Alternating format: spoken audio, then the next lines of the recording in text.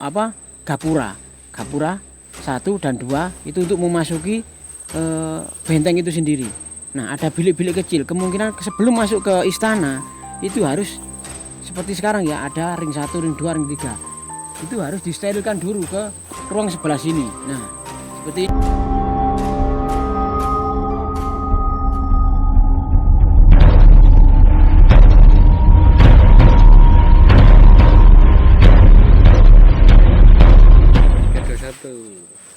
Oke, assalamualaikum warahmatullahi wabarakatuh. Salam sehat, salam budaya, damai selalu Nusantaraku tercinta dimanapun Anda berada. Oke, bagaimana kabarnya saudara-saudaraku tercinta? Semoga kita semuanya diberikan kesehatan jasmani dan rohani, dilapangkan rezekinya, digampangkan usahanya ya, diberikan kelancaran ya setiap pekerjaannya ya. Oke, di kesempatan sore hari ini saya dan teman-teman izinkan untuk mereview sebuah penemuan spektakuler sepanjang sejarah di Jawa Timur ya. Penemuan jejak istana dari Majapahit. Hebohnya lagi ini sudah terkenal dan juga di seluruh dunia ya, karena memang ini penemuan yang spektakuler ya, tidak tanggung-tanggung.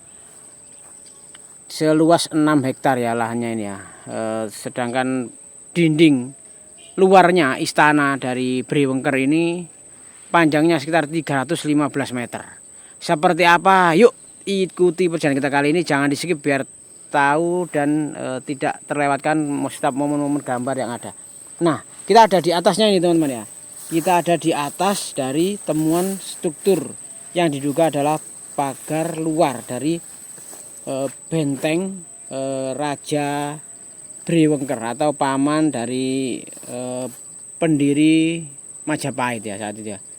Jadi di sini ditemukan kurang lebih 3 tahun yang lalu, tapi masih belum usai ya, belum finish karena memang saking luasnya.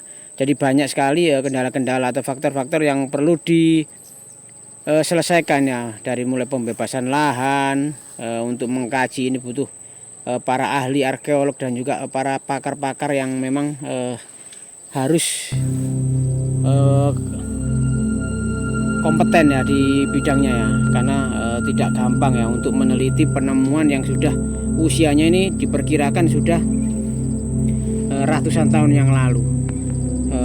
Kita seperti lihat di bawah itu ya, kita ada di atasnya karena memang temuannya ini ada di 3 meter sampai 2 sampai 3 meter di kedalaman tanah, tepatnya di lahan perkebunan warga ya.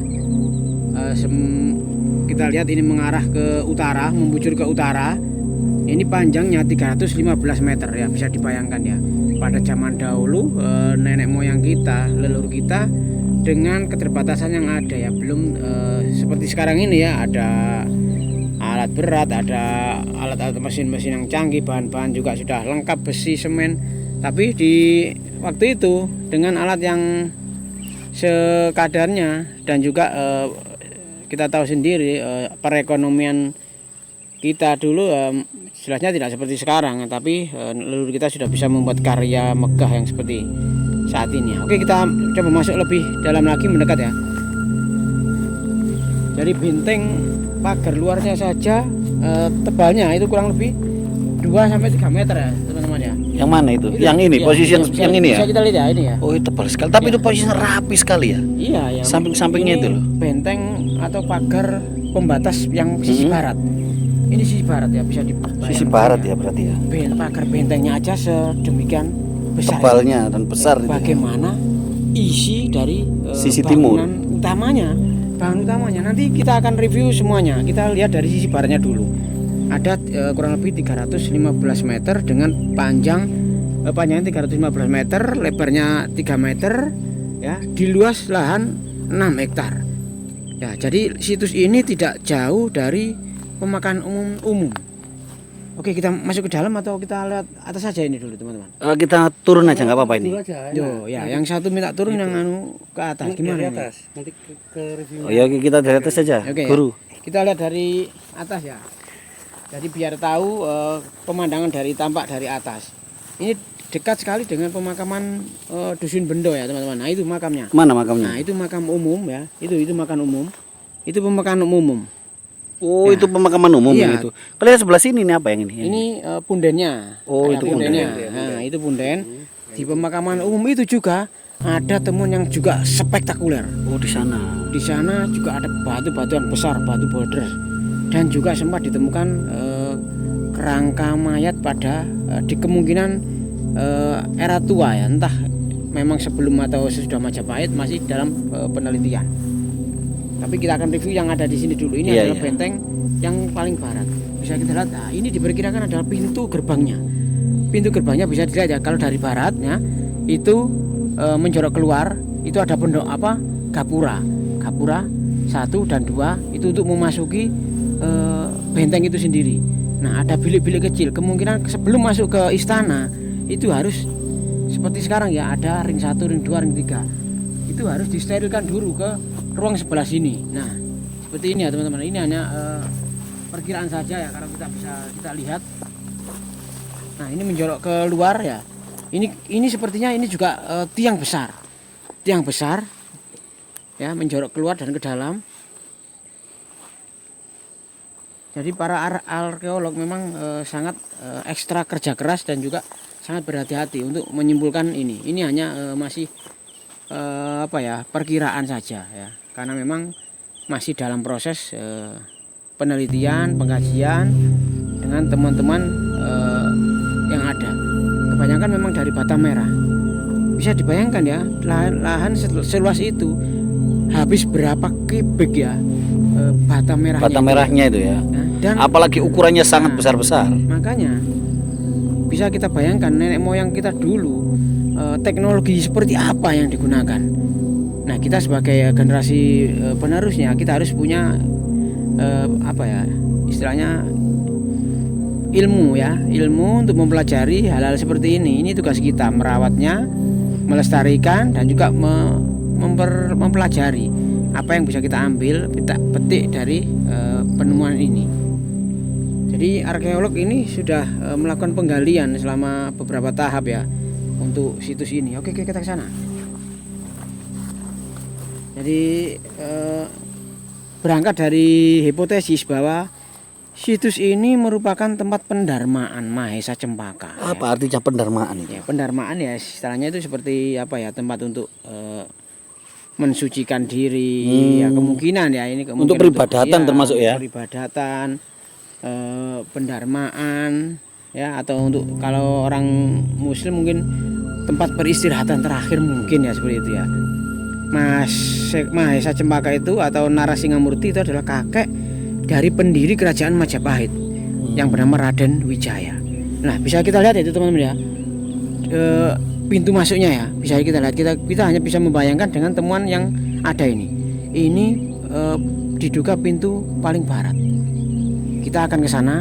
Kita lihat dinding yang dari ke arah mengarah ke utara. Oke, kita sana. Saya tadi itu mau tanya soalnya, Iya. wengker itu apa wengker itu ya? Itu nama. Oh. Itu nama kan. Brewengker. Beda. Oh, wengker itu nama Iya. seseorang ya? Brewengker, Oh, iya, iya. Berarti ada bre-nya itu ya. Kalau sekarang itu ya mungkin seperti insinyur. Iya, Joko berarti Widodo. seperti apa titel ya? Istilahnya itu apa ya? Jadi menurut arkeolog hasil ekskavasi tahap pertama ini mengungkap struktur bangunan kuno ya. Lebarnya ini kurang lebih 140 cm dengan ketinggian 80 cm dan terdiri dari 14 lapis bata. 14 lapis bata dari bawah itu ya teman-teman ya. Coba kita ke arah barat lah, kita ke sana ya. Nah, seperti itu ya. Itu yang kita lewati tadi itu ya? Nah, itu yang kita lewati tadi itu ya? Talutnya.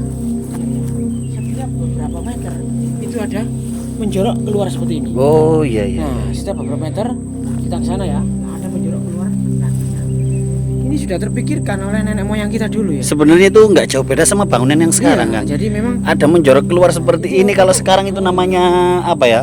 caga. Iya, pilar itu pilar. Nah, ada pilar-pilarnya. Mm-mm. Nah, seperti itu ya. Sedangkan dimensi batanya ini panjangnya 32 cm, tebalnya sekitar 6 cm, lebarnya 22 cm.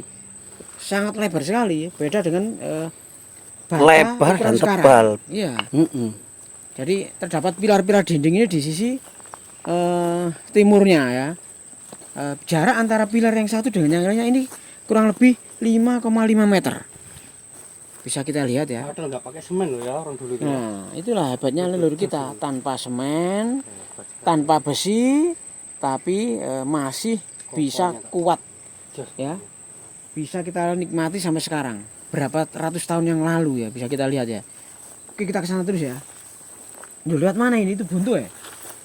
Gimana? Kita naik mencolot aja. Nggak bisa ini kita kalau naik mencolot. Oh iya, jangan nanti ini rusak. Nggak mau kita review yang sebelah sini aja Ya, dulu, nggak kita apa-apa.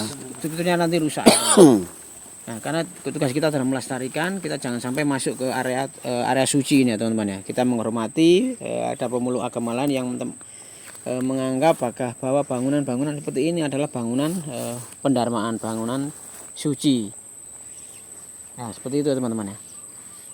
Nah, ini baru seperempatnya ya kita mereview ya. Kita belum sampai ke sana ya. Belum, itu masih jauh sekali ke sana Jauh itu. teman-teman ya. Kan masih ke sana itu masih jauh sekali itu. Di kedalaman 2-3 meter. Bisa kita bayangkan kenapa hampir temuan-temuan yang ada di daerah Trowulan ini ada di bawah tanah. Jadi memang kita diliputi atau didekati dengan gunung-gunung besar. Ada Gunung Anjasmara, Gunung Penanggungan, Gunung Welirang ya. Ada Gunung Agung yang sempat meletus itu di Bali itu ya, sampai ke sini erupsinya itu. Erupsinya kan nyampe sini kapan itu ya? Nah, bisa jadi memang ada gempa atau bencana dahsyat ya yang dialami dari bangunan-bangunan ini, dan beberapa ratus tahun. Berarti ada gempa atau bencana itu tidak 1-2 kali, banyak berpuluh-puluh kali mungkin ya. Makanya sampai ketutup lapisannya itu ada beberapa lapisan. Yang sebelah sini jebol itu kan? Iya kan? Yang sebelah situ loh jebol. Ya. Iya. Karena memang ini masih dalam pengkajian atau penelitian ya. Jadi sudah pihak dari BPCB ya, sekarang berganti nama dengan BPK atau Balai Pelestari Kebudayaan, itu sudah melakukan ekskavasi ini sebanyak 4 kalau nggak salah 4 sampai 5 kali. Dan masih terus dilakukan perkembangan untuk bisa menciptakan atau memberikan hasil yang maksimal, bisa untuk edukasi, pendidikan, dan juga istilahnya kita bisa tahu ya jati diri bangsa ya dengan seperti ini. Kita melihat dengan temuan-temuan yang ada.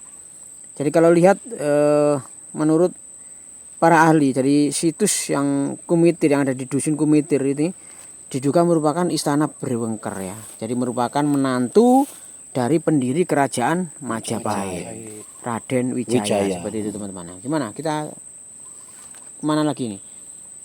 Kita lanjutkan lagi lewat jalan sana ya, jangan lewat sini nanti karena takut rusak. Kita akan review lagi lebih dalam lagi ke arah utara sana teman-teman ya. Di sana juga ada teman-teman yang sangat spektakuler ya. Terus tetap ikuti perjalanan kita kali ini, jangan di skip. Mohon masukan dan dukungannya agar channel ini bisa tetap terus berkarya untuk memberikan edukasi dan juga informasi yang menghibur, informatif, dan semoga bermanfaat. Oke, wassalamualaikum warahmatullahi wabarakatuh.